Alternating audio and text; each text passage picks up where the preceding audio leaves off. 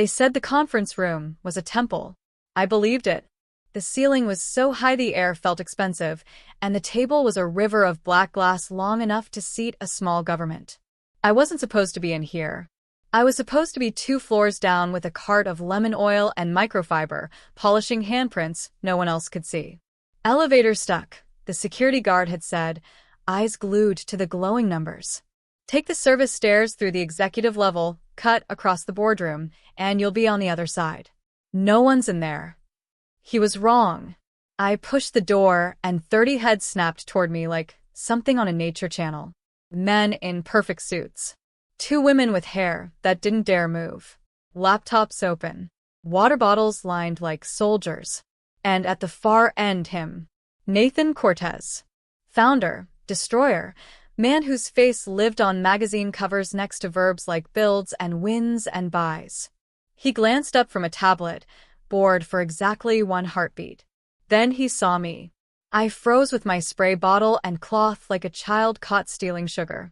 The nearest board member lifted a brow so high it nearly escaped his forehead. "What's a maid doing at my table?" he asked, voice crisp enough to cut. "She's with me," Nathan said. The room exhaled in one hiss. He didn't raise his voice. He didn't look at anyone else. He just spoke and the air changed temperature. I almost corrected him. I almost said I wasn't with anybody. Instead, I took a step backward and hit the soft leather of a chair. "You can cross," Nathan added, like he was granting passage across a private bridge. "Finish your route. Finish your route." Like I was a delivery truck. My cheeks burned. The board member who'd asked the question leaned back, lips thinning into a small, satisfied smile, as if to say, "The world is in order again." I walked. The spray bottle clicked against my palm. The cloth made small circles on glass that was already clean. My reflection moved with me, a ghost in a gray uniform and thrift store sneakers. "Continue," Nathan told the room. PowerPoint resumed.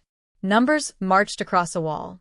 Words like synergy and guidance floated over my head and pretended they meant something to people with rent due on Friday. I reached the head of the table. His chair. His space. He didn't move. He watched a chart and sipped water, and somehow I could feel him without looking. It was a pull I resented immediately. The woman to his right spoke. "We need to cut the housekeeping vendor. Outsource. The optics of in-house staff are archaic."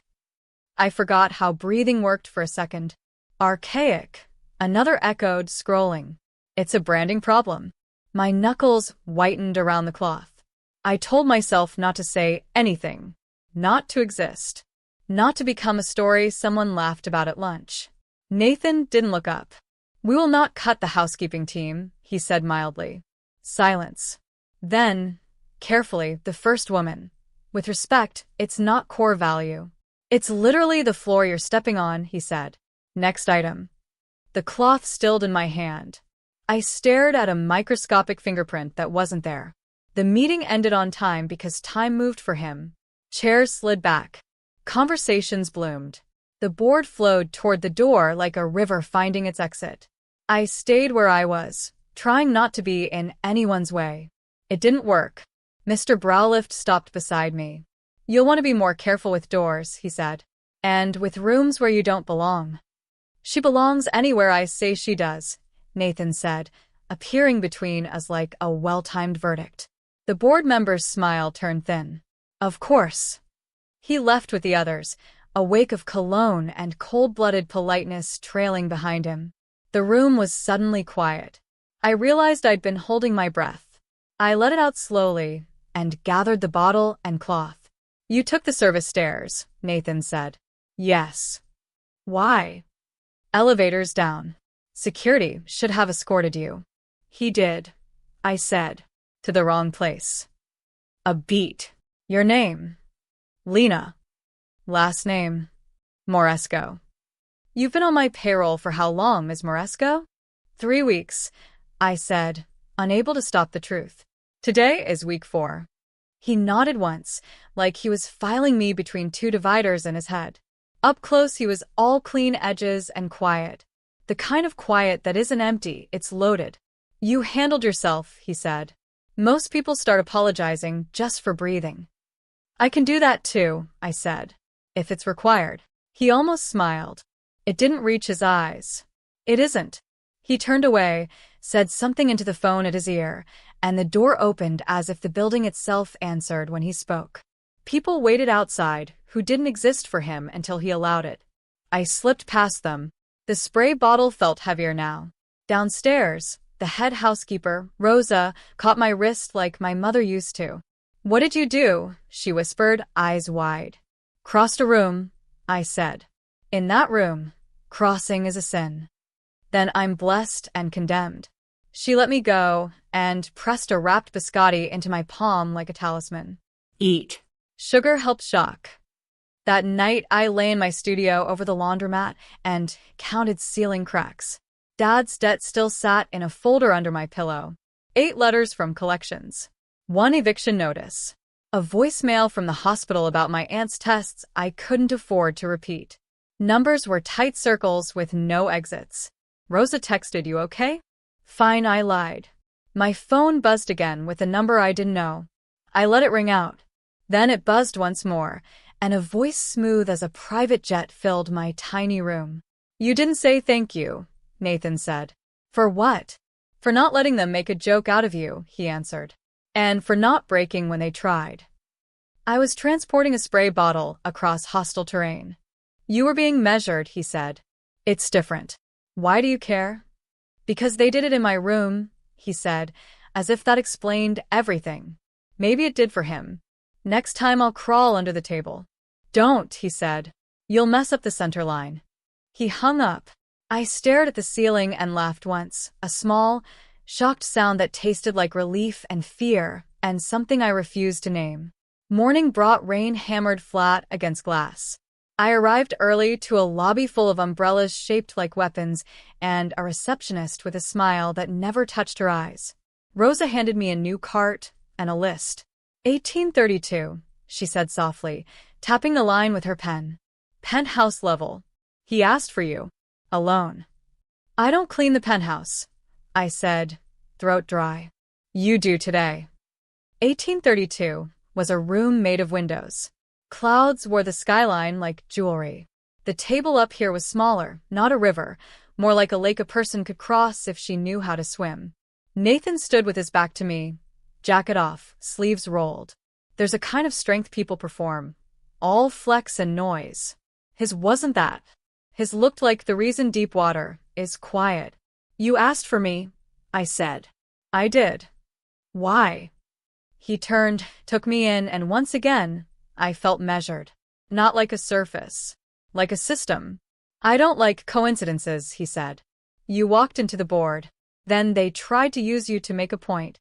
They'll do it again. I won't be in their way again. You'll be at their table," he said, as if it were already fact. I almost dropped the bottle. "I think you misdialed reality." "You clean better than they speak," he said. "You noticed the chair tilt at positions 3 and 7 yesterday." "I notice things," I said. "It's my job." "It's your skill," he corrected. "There's a difference." "Why put me at a table where I don't belong?" "Because they need to learn what belonging feels like when I define it," he said simply. "And because I don't like the word made used as a weapon." I looked at him for a long second. The rain dragged slow lines down the glass like the building was crying in private. "What happens if I say no?" "You won't. You don't know me." He looked at my shoes. At the threadbare whisper at the hem of my uniform. Then at the way I didn't tuck my hands into sleeves even when I was cold. "I know enough."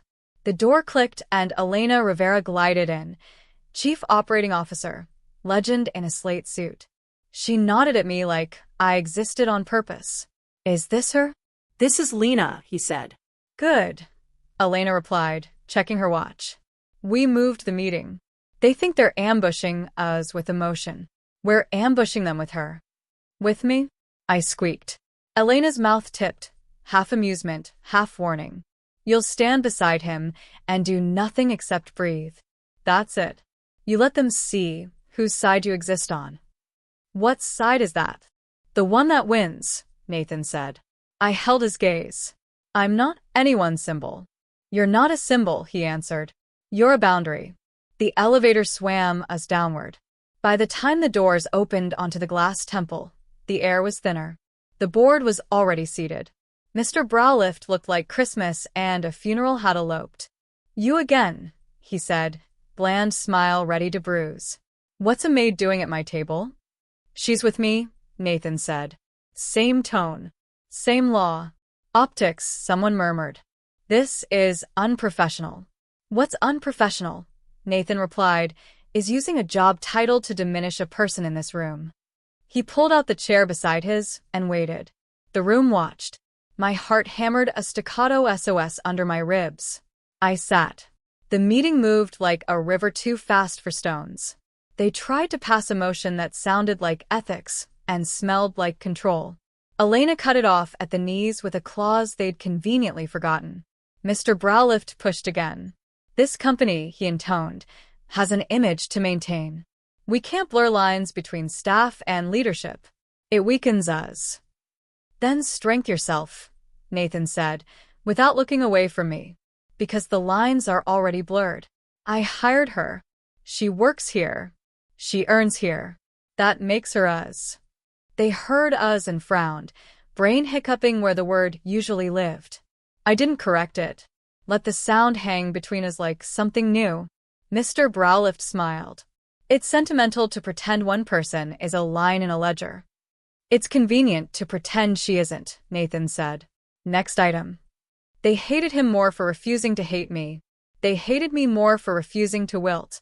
I stacked my hands in my lap and watched the weather crawl across glass and thought about routes and rooms and the soft click a door makes when a life changes. After, when the room emptied like a tide, I stood to go. He didn't move. You can quit after today, he said, as if we were discussing the weather. If this made it worse. It made it loud, I said. Worse is different. You were steady. I was shaking the entire time. Steady, he repeated, as if the definitions were his to assign. Elena paused at the door. He doesn't do this, she said without looking back. He doesn't bring people in. When he says with me, he means under protection. I don't need rescuing, I said. That's why it might work, she replied and left. I looked at him. Why me? Because you walked into a room that wanted to shrink you and you didn't make yourself smaller to fit it, he said. I recognize that. It wasn't bravery. It was an accident. Most courage starts that way, he said. The rain eased. The city brightened one shade. Somewhere below, Rosa would be refolding towels into swans because fancy people liked birds that didn't fly. I slipped the spray bottle into the cart and reached for the door. Lena, he said. I turned. You belong, he said simply. Here. With me. The words should have felt like chains. Instead, they felt like a key I could throw away or keep. I didn't answer. I stepped into the corridor before my voice could change shape. Downstairs, Rosa waited with coffee that cost more than my shoes and a look that held 1,000 questions. I drank and didn't answer any.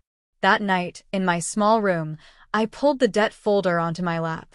I thought about fathers who vanished, aunts who coughed into napkins, rent due in numbers the calendar didn't respect. I thought about a table that reflected faces whether they belonged or not. My phone buzzed. Unknown number. I swiped. You left without saying thank you, he said again. For what this time? For letting them see you, he said. People like them pretend you don't exist. You made existing look like a decision. It is. Good, he said softly. He didn't hang up. Neither did I. The city hummed through the line between us. Tomorrow, he said at last, you'll be at my table again. You keep saying my. It is, he said. Until it's us. He said it the way I'd heard it, the way it shouldn't break the sound into a country. Us. A plural that meant the two of us standing against a room that measured everything in zeros. Good night, Nathan. Good night, Lena. I set the phone down and let the ceiling count me instead. Somewhere between the 6th crack and the 7th, I pictured that glass lake of a table, the way my face had appeared in it when I stood beside him. For once, I didn't feel like a reflection. I felt real. The next morning felt different. Not because the world had softened, it hadn't, but because something in me had shifted. I'd spent my whole life walking around people like Nathan Cortez, not toward them. I'd learned how to fold in my edges, keep quiet, disappear when rooms turned sharp. But last night his voice had lingered through the phone, quiet but solid. You belong. And the thing was, a part of me believed him.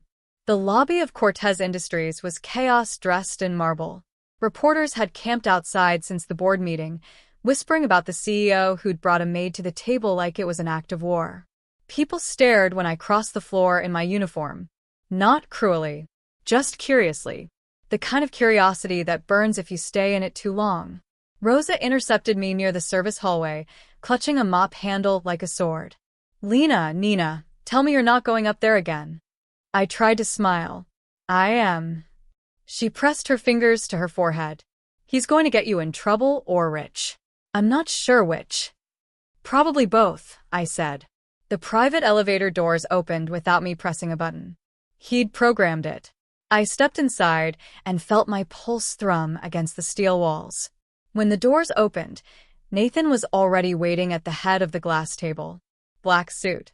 No tie. Rolled sleeves again. Like the man had declared war on formality and won. You're early, he said. I didn't sleep. Neither did I. He slid a file across the table. Inside, photographs of last night's meeting. A press release draft.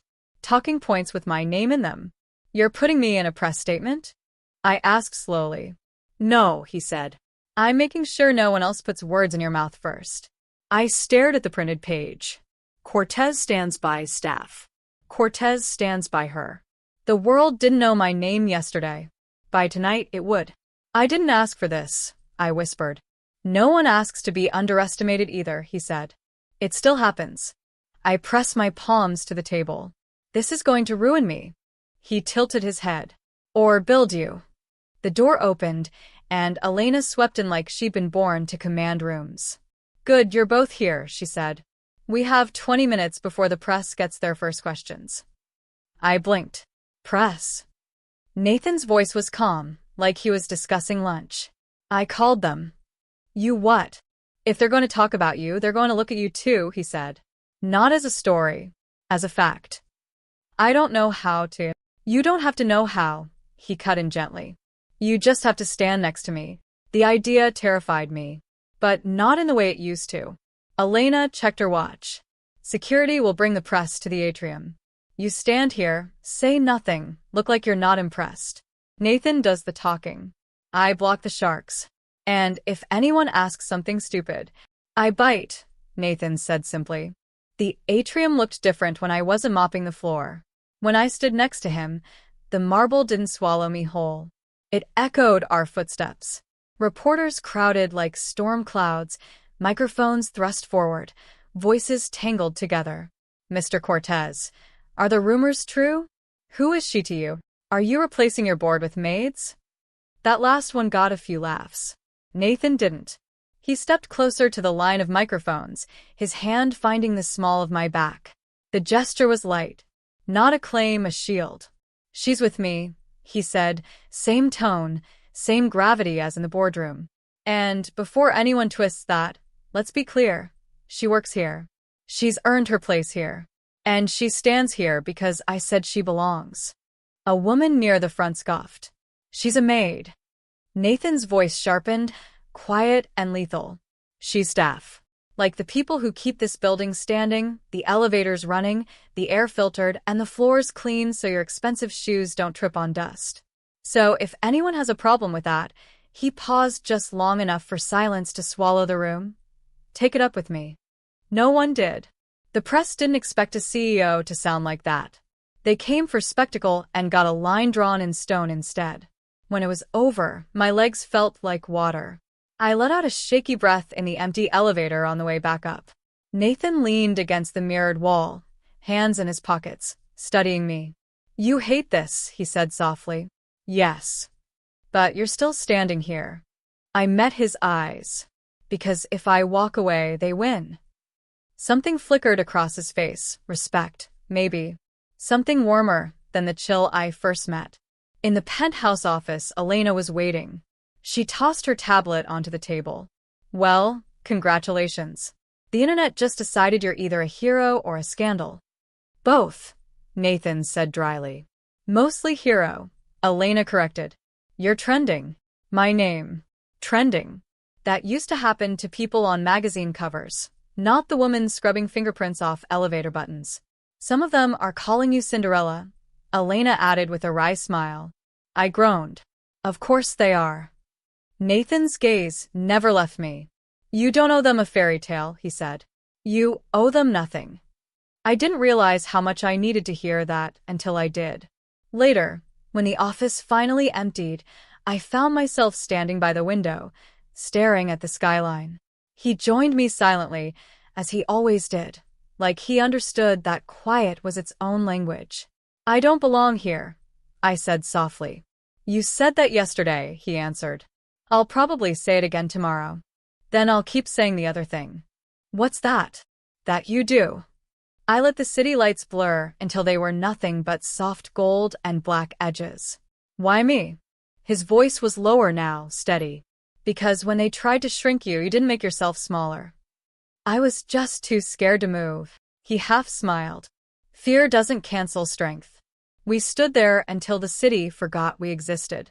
And somewhere in the middle of that silence, I stopped feeling like a trespasser at the table. And started feeling like I was exactly where I needed to be. The world the next morning was louder. Not the normal kind of loud, the kind that swirls around your name before you even open your eyes. Someone had sent me a link before sunrise. My face. His face. A still from the press conference. The caption, the maid who stood next to a billionaire. I almost dropped the phone.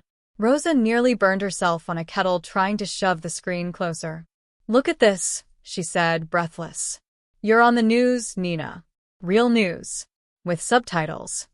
I didn't ask for this, I said. She pinched my cheek. The world never asks before it stares. When I reached the lobby, people stared the way they stare at lightning after it strikes too close. Part awe, part suspicion, part who does she think she is? I'd spent my life learning to avoid those looks. Now I walked through them like someone wearing a coat I hadn't earned yet. The elevator doors slid open without a key. He'd done that.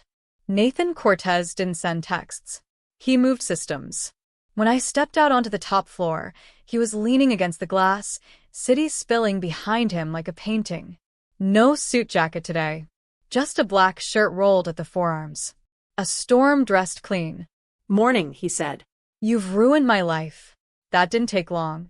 I held up my phone. Do you know how fast this spread? Yes. And you're not. I don't know, concerned. I expected it, he said simply. The moment I said she's with me, they started writing the story. I just made sure it was written on my terms.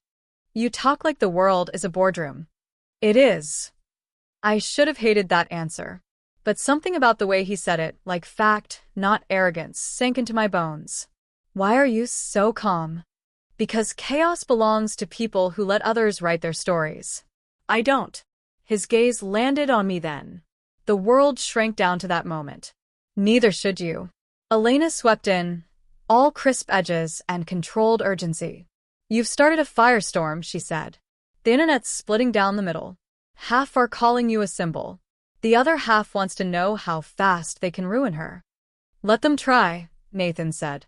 She gave him a look that only someone who'd worked with him for years could. Do you realize what you did? You didn't just bring a maid to the table. You made her the table. I flinched. I didn't. You didn't, Elena agreed. He did. I looked at Nathan. He didn't look away. This isn't a game for me, I said. I have a life. Bills. A landlord who doesn't read Forbes. You also have a spine, Nathan said quietly. And they saw it. Security briefings weren't part of my job description. But suddenly, they were part of my day. They walked me through safe routes in and out of the building. Taught me what to do if paparazzi cornered me. I wanted to laugh. I was a maid with 2 uniforms and a bus card. I didn't belong in the same sentences as paparazzi. By the time we returned to the top floor, a delivery of fresh tulips waited on the conference table. A note sat tucked between the stems. Enjoy your 15 minutes, sweetheart. No signature. No need. Nathan picked it up like a piece of trash, tore it in half, then again until the words didn't exist anymore. He dropped the pieces in a bin and said, "They think you're fragile." I exhaled slowly. "Aren't I?" "No," he said, quiet and certain. "You're just new." At noon, he called another board meeting. This time, I wasn't walking in by accident. The glass room was full of suits that smelled like smugness. Mr. Browlift was at the far end again, his voice dripping with honey that could peel skin. "She's a liability," he said without looking at me. "We're already getting calls. And revenue is up 9%. Elena shot back. "Public sentiment is rising." "It's a distraction," he countered. Nathan leaned forward slightly, elbows on the table. "Then let me be clear," he said. "The day someone on this board tells me who can stand next to me is the day they start packing their things." No one spoke after that. I sat in silence, listening to the way power can be quiet when it wants to. I wasn't supposed to belong in rooms like this. But I was already here. And the more they looked at me like I didn't fit, the more something inside me decided I did. When the meeting ended, Nathan didn't stand right away. He waited until the suits thinned out, the last pair of footsteps echoing down the marble hallway. "Do you understand now?" he asked. "Understand what?" "The way they look at you isn't about you," he said. "It's about them. You make it sound easy." "It's not," he admitted. "It's just necessary." "Why me?" I whispered again. "You could have chosen anyone to make your statement." His voice softened. "Because when I looked at you that first day, you didn't bend." I thought back to the moment I pushed through the boardroom doors by accident, spray bottle in hand, heart in my throat. I hadn't been brave. I'd just been cornered.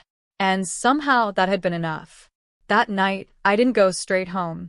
I stayed in the empty atrium long after everyone left, sitting on a bench that looked too expensive to touch. I watched the lights shift across the city. I could still hear their voices. "What's a maid doing at my table?" And then his. "She's with me." The difference between those sentences was a door. And somewhere in the middle of all this madness, I had walked through it. When I finally made it to my tiny apartment, the phone buzzed. Unknown number again. "You're quiet tonight," Nathan said. "I'm trying to remember who I was before all this." "Don't," he said softly. "You're not going back." Is that a threat? It's a fact. A pause. Then, quieter. "You handled them well today." I didn't say anything. "Exactly," he said. "Sometimes silence is the loudest thing in the room." I lay back on the pillow, staring at the ceiling cracks again. Except this time, they didn't feel like walls. They felt like maps. I didn't fall asleep easily. But I did fall asleep knowing one thing. They could call me maid. They could stare, whisper, laugh. But tomorrow, I'd still walk back through those doors. And sit at his table. Not because he let me. Because I decided to. The fourth morning started gray, the kind of gray that sits heavy on windows and makes the world feel quieter than it really is. I got dressed slower than usual. The uniform felt different on my skin now. The same fabric, same faint smell of lemon cleaner, but heavier somehow. Like it carried more weight than just a job. By the time I reached the lobby, the world was already waiting. Flashbulbs popped outside the building like tiny lightning strikes. A reporter shouted my name. Someone else called me the Maid Queen. Another just said, "Look here." 3 weeks ago, I could have walked through this lobby invisible.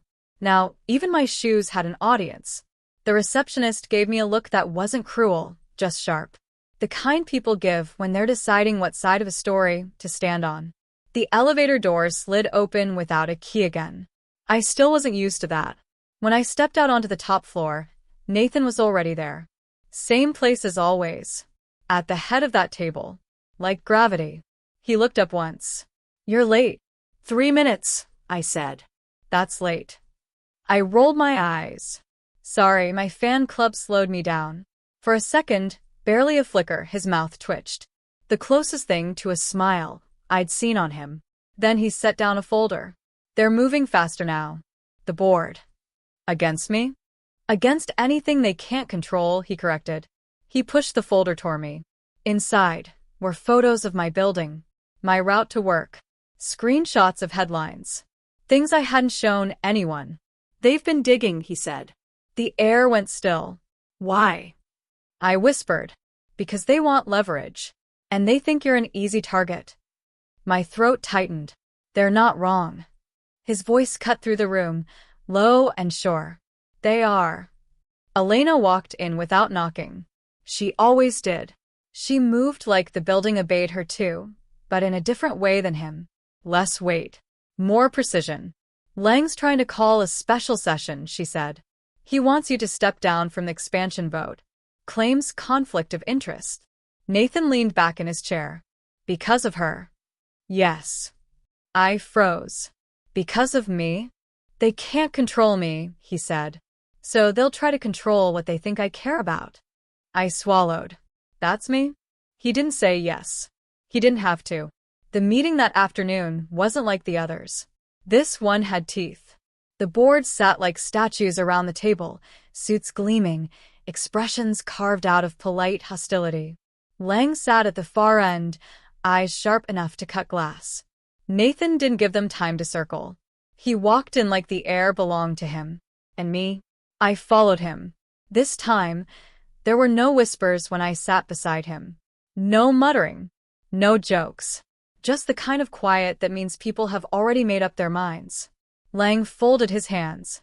Mr. Cortez, no one here is saying she's not respectable. He said it like Maid was a stain he was too polite to point at. Nathan's voice didn't rise. It never needed to. Then why are you trying to make her my weakness? A small crack rippled through the room. Lang's smile thinned. She's not your equal in this room, he said calmly. She cleans floors. We run companies. I felt my nails bite into my palms. The old me would have lowered my head. But I didn't. Nathan leaned forward. She runs this floor better than half of you run your departments. Lang's mask faltered. You're risking everything for her. For whoever I choose, Nathan said. That's how leadership works. The silence that followed wasn't empty. It was heavy. And for the first time since I stumbled into that room weeks ago, I wasn't just a stranger in a uniform. I was part of the war. After the meeting, my hands were shaking. I stayed behind, pretending to clean the already spotless table. He lingered too, watching the rain through the glass. You didn't have to say that, I whispered. Yes, I did. They hate me. They fear you, he said. That's worse for them. I shook my head. I don't want to be anyone's weapon. He turned then, his gaze steady and close. Then be a wall. One they can't break. You make it sound easy. It's not, he said quietly. But it's worth it. The next hours bled into a kind of quiet chaos. Security doubled. My name flooded more articles. People started recognizing me outside the building. Some stared. Some smiled. Some whispered. Rosa pulled me aside in the break room. Nina, she whispered, you're standing next to a man who doesn't lose. That means every person who ever lost to him now looks at you like a target. Her hand was warm over mine. Don't flinch. I nodded, even though my stomach was tight with fear. By the time I left the building that night, the city had changed. The press outside wasn't curious anymore.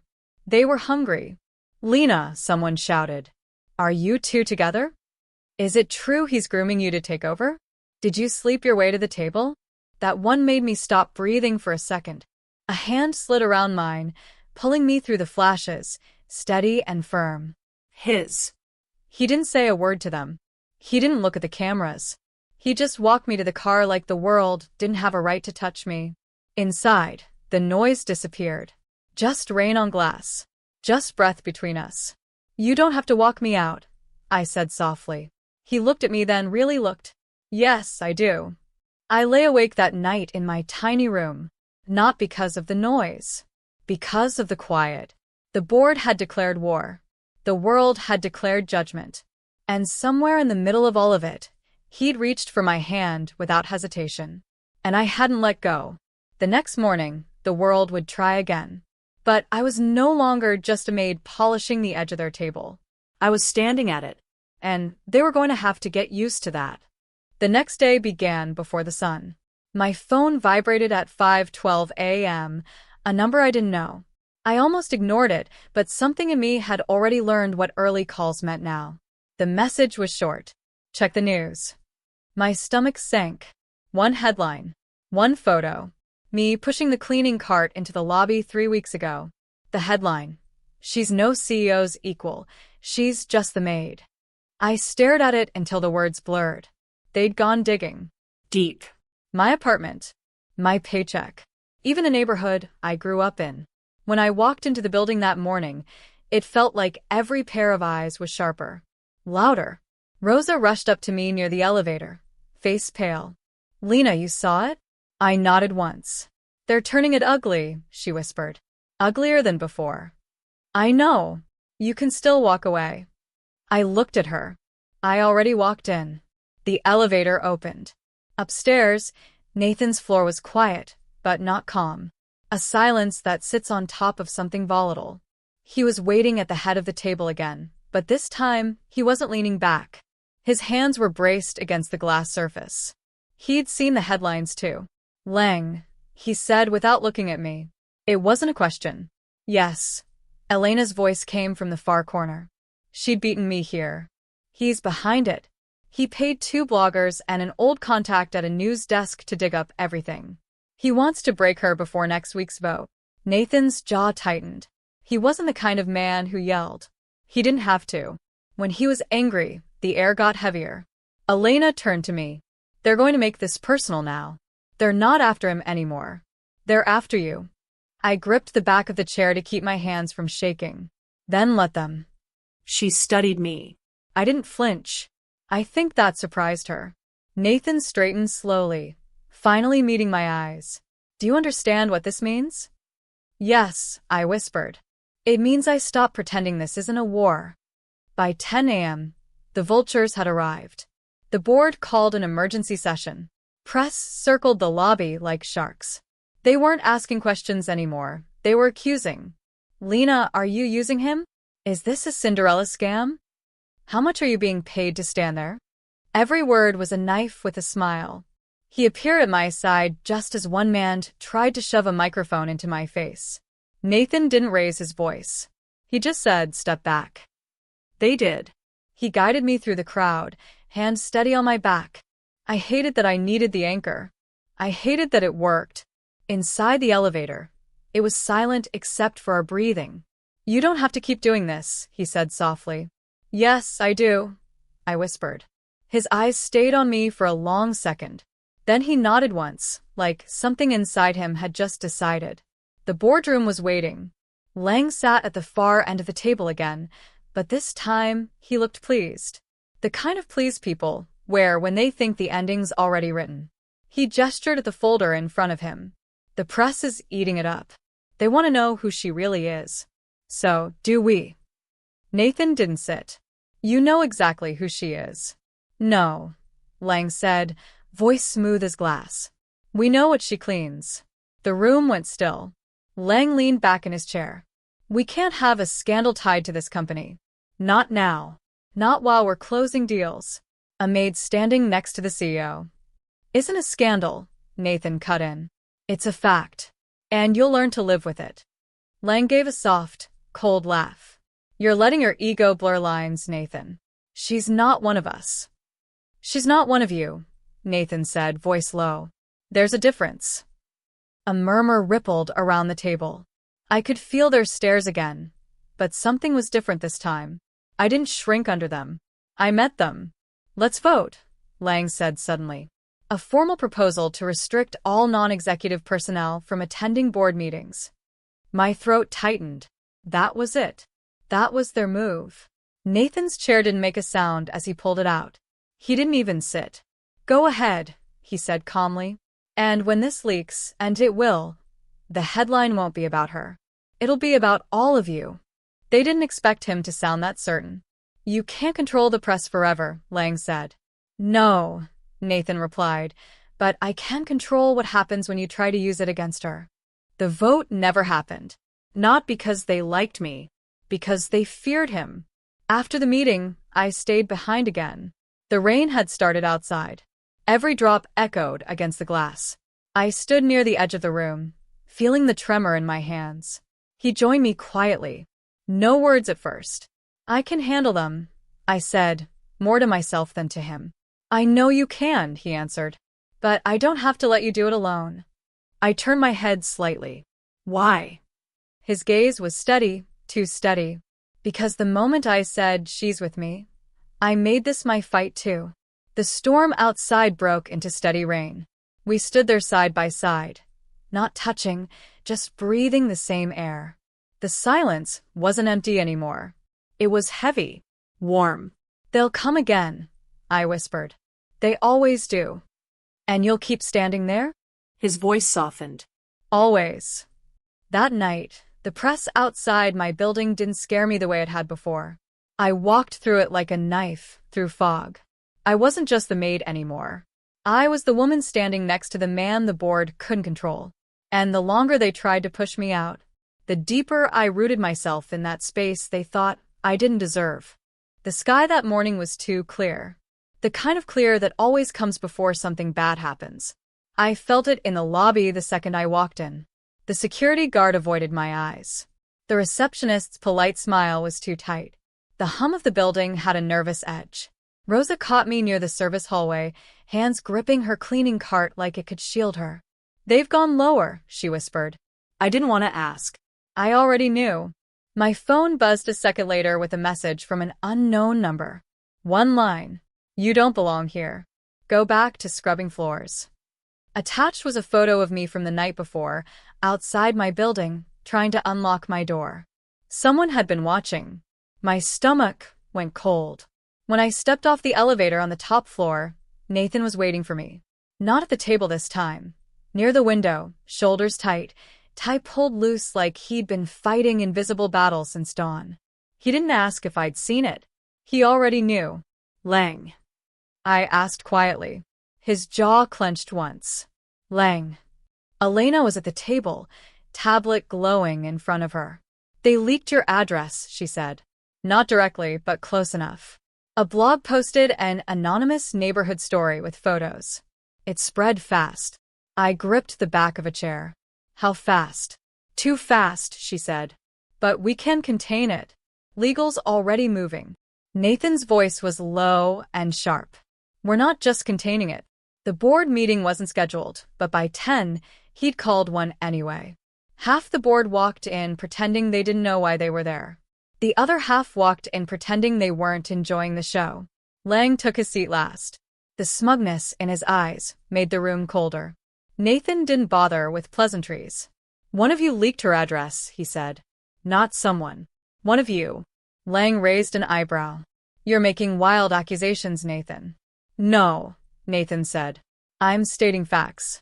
And I'm going to give whoever did it exactly 1 minute to stand up, own it, and walk out before I burn this board down to the screws. The room was silent, but it was the dangerous kind of silence, the kind that has teeth. I stood at the far end of the table this time, not sitting. Every set of eyes flicked between me and him. It wasn't a whisper anymore. It was a storm they'd built.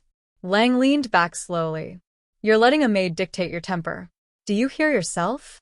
She's not dictating anything, Nathan said, voice almost too calm. You are. By crossing a line you'll regret. Lang's mouth twisted. She doesn't belong here. You know it. We all know it. She's a distraction. A headline. A weakness. Nathan's chair scraped softly against the floor as he stood. No, he said. She's mine. The air left the room like someone had cut it out with a knife. He didn't say it like a claim. He said it like a declaration, quiet, unshakable, final.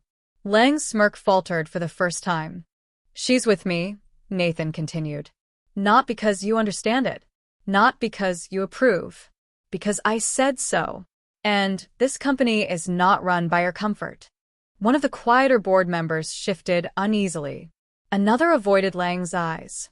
They weren't siding with me, but they were realizing who they shouldn't stand against. Lang tried to recover. This isn't personal. It's business. No, Nathan said. You made it personal the second you put her face on a screen she didn't consent to.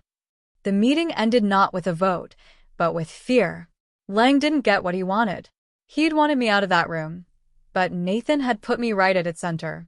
When the others cleared out, the only sound left was the rain beginning outside.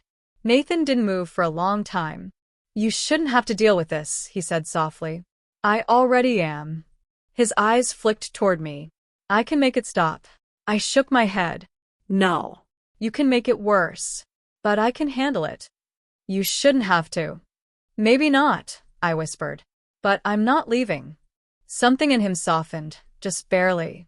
"You know," he said almost to himself, "most people in this world break the second someone shines a light on them. I'm not most people."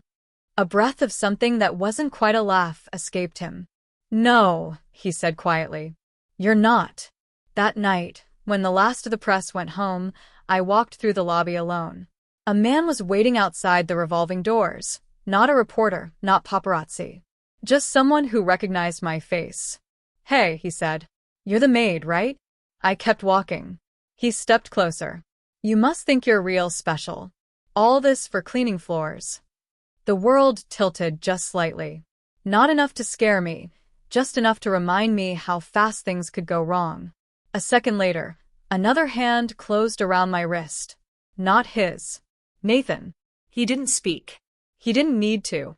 The man backed off with wide eyes, muttering something under his breath before disappearing into the night. Nathan didn't let go immediately. His grip was firm, not rough. Protective. When he finally released me, my pulse was still too fast. "You followed me down here," I said quietly. "Yes." "Why?" "Because I know what people look like when they're about to cross a line," he said. "And I'm not letting anyone touch you." The night air pressed against my skin. I looked up at him, at this man who could silence entire rooms without raising his voice. "Why are you doing this?" I whispered. His answer was simple. "Because they don't get to decide what happens to you. You do." We stood there on the sidewalk, city lights flickering against his suit, rain starting to fall soft and steady. It should have been cold, but it wasn't. For the first time since this began, I didn't feel like I was standing alone in front of a storm. He was standing in it with me, and the world could stare all it wanted. I wasn't moving. The rain never really stopped that night. It just got quieter. The kind of quiet that's more dangerous than noise. I lay in bed, phone face down on the nightstand. Every window of my tiny apartment buzzing with the kind of tension that doesn't have a sound. Outside, a car engine idled too long on the street. I told myself it was nothing, but deep down I knew. By morning, the story had shifted again. Lang wasn't hiding anymore. She's not qualified. She's sleeping her way into power. She's a liability to this company. The headlines didn't say his name, but they didn't have to. He was everywhere between the lines. When I walked into the building, security was doubled. Reporters crowded the sidewalk like wolves. One of them yelled my name. One yelled gold digger. One yelled nothing at all, just clicked a camera like my face was their meal ticket. I kept walking. The elevator doors opened before I could press the button. Nathan had sent for me. I didn't need a schedule anymore when he wanted me upstairs. Things just happened. When I stepped into the boardroom, the entire tone of the floor was wrong. It wasn't just tense, it was coiled, like a room holding its breath. Elena stood against the glass wall, tablet in hand. Nathan was at the table, sleeves rolled, tie abandoned, staring down at a stack of documents like they'd personally insulted him. He looked up when he heard the door. "He's going public," he said. Lang. "With what?" I asked. "A press statement. Interviews. He's going to paint this entire thing as a scandal. Claim I've jeopardized the company. Because of me." "Because I chose to stand next to you," Nathan corrected. I swallowed. "And what happens if people believe him?" His voice softened. "But only for me. Then they'll learn what happens when they stand on the wrong side." The press conference was Lang's idea, but Nathan was the one who turned it into a war. By noon, the atrium was a wall of flashing cameras and microphones. Every news outlet in the city had shown up. Reporters craned for a glimpse. They wanted blood. Lang stood near the stage, the picture of rehearsed outrage. Perfect suit, perfect smirk, Perfect lie. This company, he said to a cluster of reporters, was built on integrity, on hard work, not on personal indulgence. I stood in the wings, behind a line of security, feeling every word cut at me like paper edges. I wasn't supposed to speak. I wasn't supposed to exist here. Then Nathan stepped onto the stage. The noise dropped instantly. Lang tried to smile. Nathan didn't. You've heard a lot of noise, Nathan began, his voice quiet but clear enough to slice through the room. Let's get to the point. Yes, she works here. Yes, she cleans this building. And yes, she stands next to me. Flashbulbs exploded. A dozen questions overlapped. Lang forced a laugh. Nathan, no one is saying she's not a hardworking employee. We're saying. You're saying she's not enough. Nathan cut in, not looking at him. And you're wrong. The room went still. Nathan's hand lifted, and without looking back, he gestured. I stepped out onto the stage before I could think twice. My pulse thundered, so loud it drowned out the clicking cameras. She's a maid, Lang said loudly. She belongs on the payroll, not on your arm. Nathan turned his head toward him slowly. She belongs wherever she decides to stand. The sound that followed wasn't applause, not yet, but it was the sound of a room shifting. The kind of silence that doesn't belong to the person talking but to the one being listened to. This company, Nathan continued, exists because people like her build it from the ground up.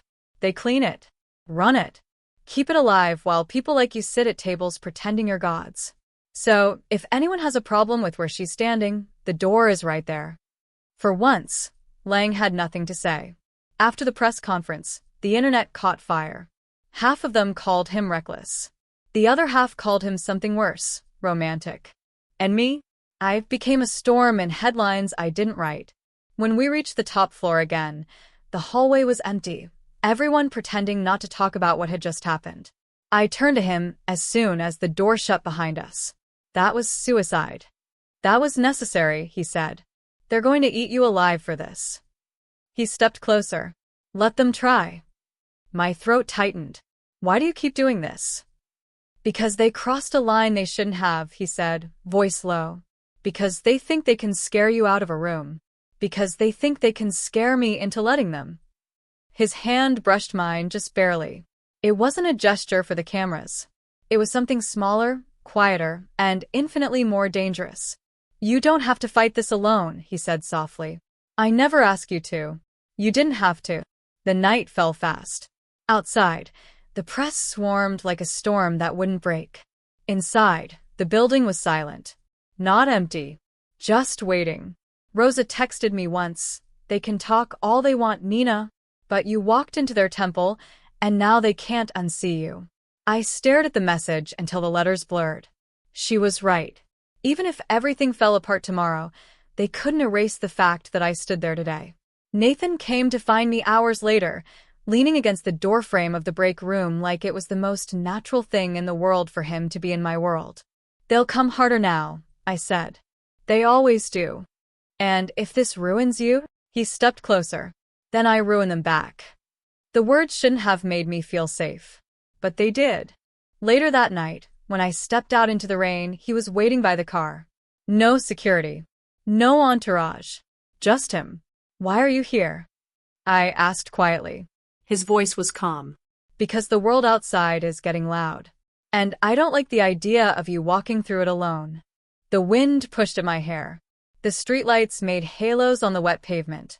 For the first time, the weight pressing down on me didn't feel unbearable. I exhaled. I'm not walking away. Good, he said softly. Neither am I. The next move would be his. Lang had thrown the first public blow. But Nathan had just turned me into something they could no longer erase. And deep down, I knew this wasn't just about power anymore. This was personal. The rain didn't stop that night. It came down hard enough to make the city sound like static. Inside my apartment, the world was very, very quiet, except for the steady hum of my phone. It wouldn't stop buzzing. Anonymous messages. Some cruel. Some curious. Some whispering things people only say when they think you'll never answer. I didn't respond to a single one. but I read every word. I wanted to feel it. I wanted to know exactly how much they hated seeing someone like me where I wasn't supposed to be. A soft knock echoed at the door. Too soft to be a reporter. I opened it and found him standing there. Nathan Cortez. In the rain. Black coat soaked at the shoulders. Hair pushed back with one hand like he'd just walked through hell and didn't care who saw him. I stared. "You're outside my apartment," he said. "You didn't answer your phone. You sent 6 texts." He lifted an eyebrow. "And yet, here I am." I stepped aside. He walked in without hesitation, bringing the cold air with him. For a second, the small room looked even smaller with him inside it. This wasn't his boardroom. This wasn't polished glass and power. This was peeling paint, secondhand furniture, and a flickering light in the hallway. He didn't look uncomfortable. He looked furious. Quietly. "You've been getting threats," he said. "Messages," I corrected. "That's not the same. Don't minimize it." I crossed my arms. "You can't fix everything." "No," he said, voice lower. "But I can protect what's mine." The words hit like a spark in the dark. I wasn't sure if I should be angry at them or want to hold on to them. "I don't belong to anyone," I whispered. His gaze didn't waver. "That's not what I meant." "I know." He paced once, a restless kind of movement I'd never seen in him before. His hands were shoved into his coat pockets, but his shoulders carried a weight he usually kept invisible. "Lang's not done," he said. "He's cornered. Men like him get dangerous when they run out of subtle." I sat down on the edge of the bed. "So what happens now?" He looked at me like the question was bigger than the words. Now I stopped letting him set the rules. The next morning, everything felt different. The city didn't soften. It hardened. The headlines shifted overnight from rumor to full-blown war. Lang accuses Cortez of breach of conduct. The maid at the center of a corporate storm. The building lobby was packed before sunrise. Reporters, photographers, people with microphones and hungry eyes. My name on their lips like it didn't belong to me anymore. Security parted the crowd like water as I walked through. This time, I didn't keep my head down. I looked straight ahead. And that's when I saw him waiting near the elevators. Black suit, no tie, a calm storm in human shape. He didn't say a word as I stepped in beside him. The elevator door slid shut, cutting the noise in half. "They want me gone," I said softly. "They can want whatever they like," he replied. "They don't decide." The boardroom was already full. Lang sat at the far end with that smirk he wore like armor. He was enjoying this. He thought he'd cornered Nathan. Thought he'd cornered me. "Good of you to join us," Lang said smoothly as we walked in. Or should I say, good of your guest. I didn't look at him. I walked straight to the chair beside Nathan and sat down. Nathan didn't glance at Lang. "Get on with it." Lang stood, buttoning his jacket. "This company has been dragged into the spotlight. Shareholder confidence is faltering. Journalists are circling like vultures. And it all began the day a maid walked into this room." The words were meant to slice. I felt the cut. But Nathan didn't blink. "You're right," Nathan said. "It began the day she walked in." Lang tilted his head. "You're admitting this." "I'm stating facts," Nathan interrupted. "This room was full of men who believed their power was untouchable. Then she walked in, and suddenly you all had to look at yourselves in the reflection of this table. And it terrified you." A muscle in Lang's jaw twitched. Nathan stepped closer, voice low but razor-sharp. "You leaked her address. You fed the press. You weaponized her life because you couldn't handle the idea that someone like her could stand next to someone like me. That's not corporate. That's cowardice." The room went still. For the first time, the other board members didn't look at Lang. They looked at him. And at me. Lang laughed once, brittle. "You're willing to risk your empire over a maid?" Nathan didn't look away. No. "I'm willing to risk it over the truth." The vote Lang tried to force didn't happen. He didn't have the numbers anymore. Not after that speech. He didn't lose everything, but he lost control. And everyone in that room saw it. Hours later, the building was quieter. He found me near the window of his office, staring at the skyline. Rain still streaked the glass. You didn't have to do that, I said. Yes, I did. They'll never let this go. Neither will I. I turned to him slowly. Why me? You could have ignored me. Let them push me out. Let this die. His voice was quiet, honest. Because the day you walked into that room, they saw someone they thought they could break. And for the first time in a long time, I saw something worth fighting for. My breath caught. He didn't step closer. He didn't reach for me. He just stood there, letting the words hang between us like a promise too fragile to name. Outside, the world kept spinning. Inside, something shifted. Lang hadn't disappeared. The war wasn't over. But something had changed. The people who tried to turn me into a headline now had to face the fact that I wasn't just a story. I was standing next to him. And no matter what came next, I wasn't walking away. The next week blurred into headlines, meetings, and whispers that never really stopped. Lang didn't disappear. He just went quiet, the kind of quiet that always comes before something cruel. Nathan kept working like nothing had changed, but I could see it in the small things. The way his hand stayed near his phone, the way he paused before stepping into his car. He was waiting for the next hit. So was I. But when it came, it didn't come from outside.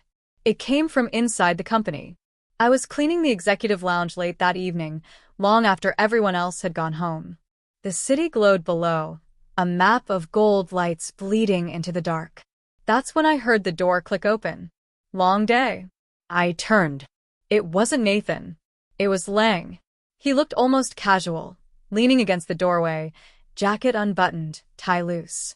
But his eyes, those sharp, polished eyes, were the eyes of someone who had come to finish a job. What do you want? I asked quietly. He smiled thinly. To talk. No cameras. No audience. Just you and me. I have nothing to say to you. Oh, I think you do. He stepped inside, shutting the door behind him. The click echoed like a gun cocking. You've done quite well for yourself, he said. From mop buckets to media coverage. Must feel like a fairy tale. I said nothing. My pulse was too loud. He moved closer. You think he's going to save you? That man? Nathan Cortez doesn't save anyone. He uses them. And when you're no longer useful, he'll let you fall. Just like he did with me. I'm not you, I said. No, Lang said, voice low. You're worse. Because you actually believe he cares. He was too close now, close enough that I could smell the bitterness under his cologne. Before I could move, he reached out, fingers brushing the edge of my arm. You don't belong in his world. You never will. But maybe I can remind you where you came from. Don't touch her. The voice behind him was calm, controlled, and terrifying. Lang froze. Turned. Nathan stood in the doorway, coat still on, rain dripping from his shoulders, eyes darker than I'd ever seen. For a moment, no one breathed. Step away, Nathan said. Lang laughed softly. So it's true. You've lost it completely, risking your reputation for the help. Nathan didn't respond. He just crossed the room in 3 measured steps, grabbed Lang by the lapels, and shoved him hard against the wall. Papers fell. A glass shattered somewhere.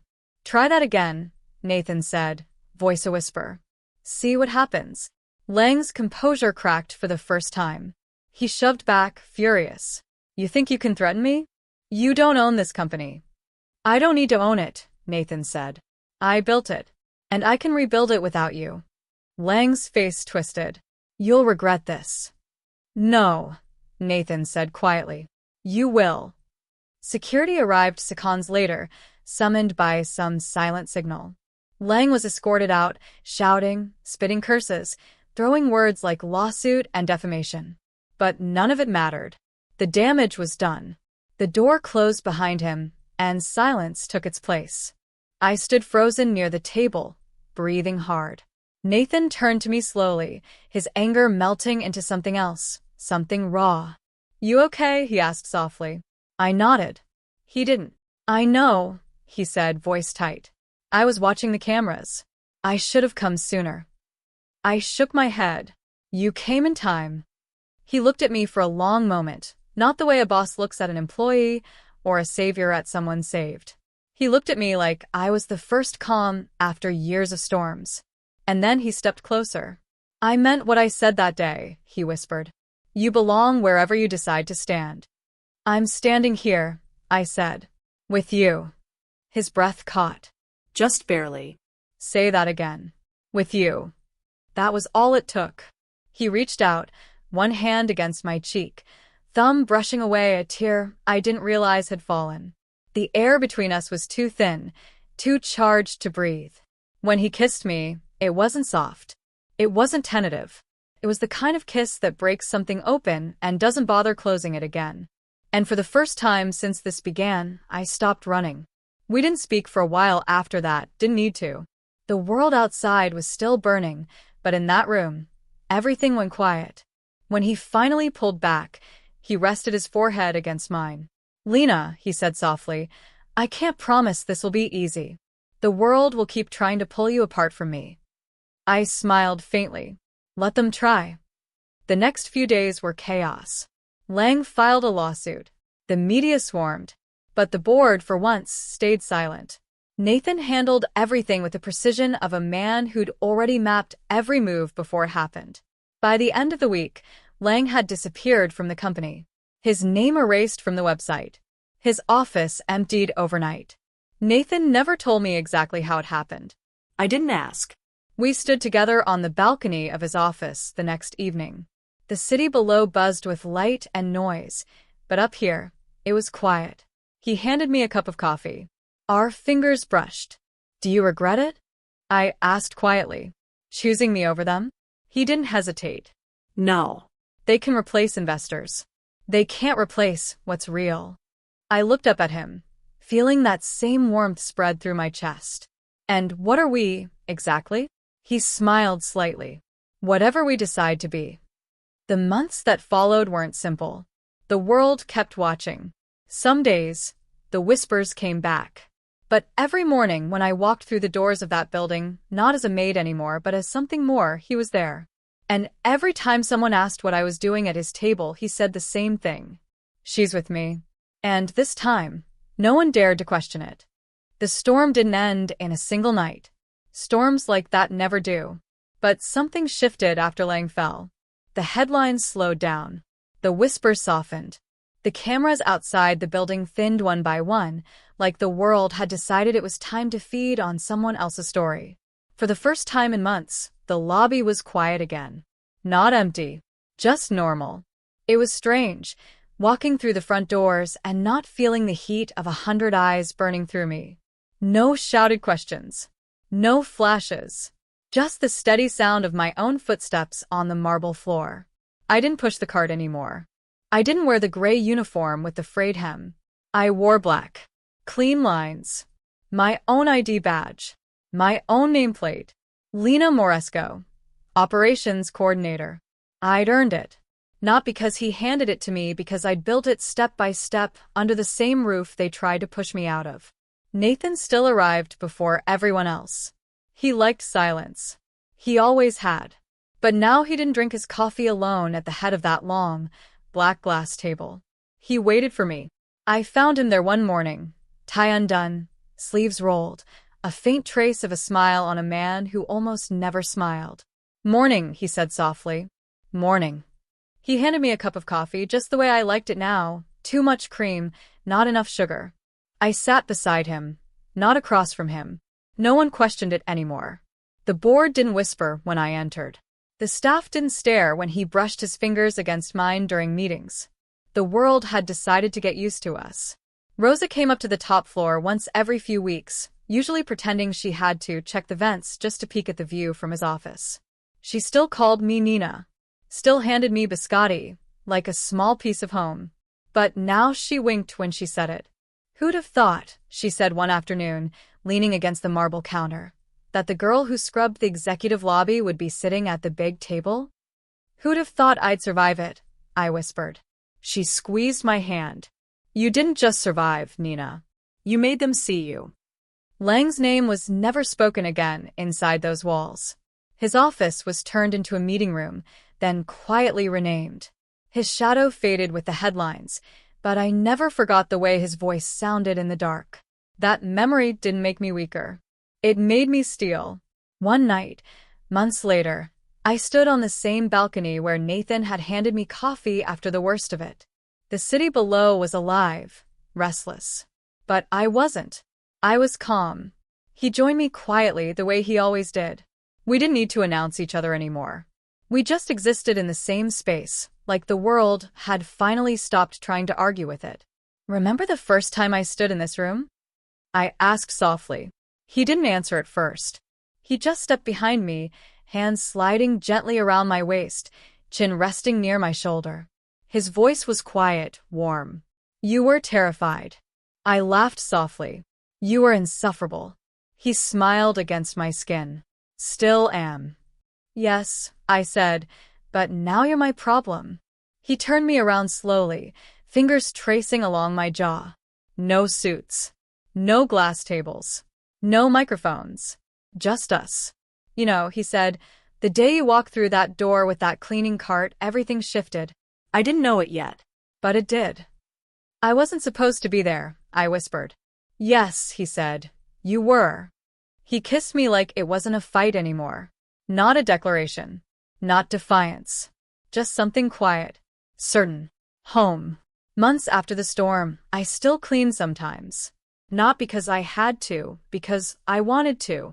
One night, I was wiping down the glass table out of habit when he caught me. You have assistants now, he said. Dozens. I smirked. They don't do it right. He leaned against the edge of the table, watching me like he always did. This is where it started.